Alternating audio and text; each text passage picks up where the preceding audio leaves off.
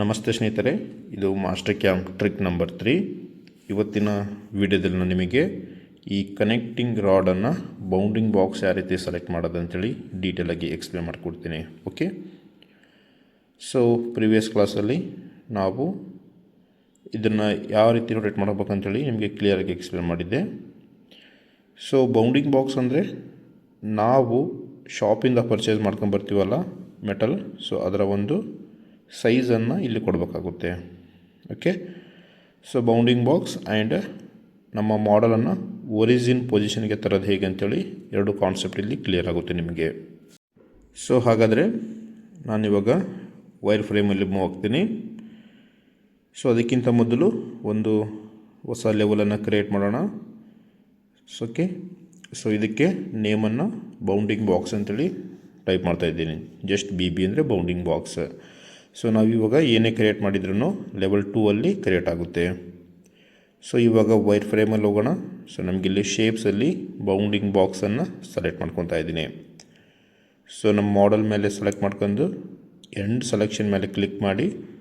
So ಇಲ್ಲಿ ಬಾಟಮಲ್ಲಿ ನೋಡಿ ನಮ್ಮ ಮಾಡಲ್ನ ಫಿನಿಶಿಂಗ್ ಸೈಜ್ ಎಷ್ಟಿದೆ ಅಂತೇಳಿ ಇಲ್ಲಿ ಆಟೋಮೆಟಿಕ್ಕಾಗಿ ತೋರಿಸ್ಕೊಡುತ್ತೆ. 220, 394 ಈ ರೀತಿ. ಸೊ ಇದಕ್ಕೆ ನಾನು ರಫಿಂಗೋಸ್ಕರ ಓವರಲ್ಲಿ ನಾನು 250. ಸೊ ನಮಗೆ ಫಿನಿಶಿಂಗ್ ಸೈಜು 223. ನಾನು ಶಾಪಿಂದ 250 purchase ಮಾಡ್ಕೊಂಬರ್ತೀನಿ.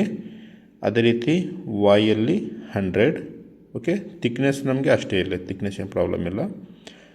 So then okay, so right. So ನಾವು ಶಾಪಿಂದ 250 100 ಸೈಜ್ನ ಮೆಟಲನ್ನು ಪರ್ಚೇಸ್ ಮಾಡ್ಕೊಂಬರ್ಬೇಕು. ಸೊ ಇವಾಗ ನೋಡಿ ಸ್ನೇಹಿತರೆ, ನಾವು ಒರಿಜಿನ್ ಪಾಯಿಂಟಿಗೆ ಮೂವ್ ಮಾಡಬೇಕಲ್ಲ. ಸೊ ಅದಕ್ಕಂತೇಳಿ ಸೊ ಒಂದು ಲೈನನ್ನು ಸೆಲೆಕ್ಟ್ ಮಾಡ್ಕೊಂಡು, ಸೊ ಈ ಕಾರ್ನರ್ ಆ್ಯಂಡ್ ಈ ಕಾರ್ನರ್ ಡೈಗ್ನಲ್ಲಿ ಒಂದು ಲೈನನ್ನು ಡ್ರಾ ಮಾಡಿ. ಸೊ ಇವಾಗ ನೋಡಿ ಈ ರೀತಿ ಲೈನನ್ನು ಡ್ರಾ ಮಾಡ್ಕೊಬೇಕು. ಸೊ ನೆಕ್ಸ್ಟ್ ನಾವೇನು ಮಾಡಮ್ಮ, ಟ್ರಾನ್ಸ್ಫಾರ್ಮಲ್ಲಿ ಮೂವ್ ಆಗ್ತೇನೆ. ಸೊ ನಮಗಿಲ್ಲಿ ಮೂವ್ ಟು ಒರಿಜಿನ್ ಅಂತೇಳಿ ಆಪ್ಷನ್ಸ್ ಇದೆಲ್ಲ, ಇದನ್ನು ಸೆಲೆಕ್ಟ್ ಮಾಡ್ಕೊತೀನಿ ನಾನು ಇವಾಗ. ಸೊ ನಾವು ಲೈನನ್ನು ಡ್ರಾ ಮಾಡಿದ್ದೀವಲ್ಲ, ಅದರ ಸೆಂಟ್ರ್ ಪಾಯಿಂಟ್ ಮೇಲೆ ಕ್ಲಿಕ್ ಮಾಡಬೇಕು. ಸೊ ಈ ರೀತಿ ಮೂವ್ ಮಾಡ್ಕೊಂಡು ನೋಡಿ, ಇಲ್ಲಿ ಸೆಂಟ್ರ್ ಪಾಯಿಂಟ್ ವಿಸಿಬಲ್ ಆಗುತ್ತೆ. ಸೊ ಆ ಸೆಂಟ್ರ್ ಪಾಯಿಂಟ್ ಮೇಲೆ ಕ್ಲಿಕ್ ಮಾಡಿದರೆ ನಮಗೆ ಆ ಸೆಂಟ್ರ್ ಪಾಯಿಂಟ್ ಹೋಗಿ ನಮ್ಮ ಎಕ್ಸ್ ಆ್ಯಂಡ್ YX ಸೆಂಟ್ರ್ ಪಾಯಿಂಟಲ್ಲಿ ಆಟೋಮೆಟಿಕ್ಕಾಗಿ ಫಿಕ್ಸ್ ಆಗುತ್ತೆ. Then clear colour. ಸೊ ನೋಡ್ಬೋದು ಇವಾಗ. ಸೊ ಎಕ್ಸ್ ಸೆಂಟರ್ Y ಸೆಂಟ್ರಲ್ಲಿ ಫಿಕ್ಸ್ ಆಗಿಬಿಡುತ್ತೆ ನಮ್ಮ ಮಾಡಲ್.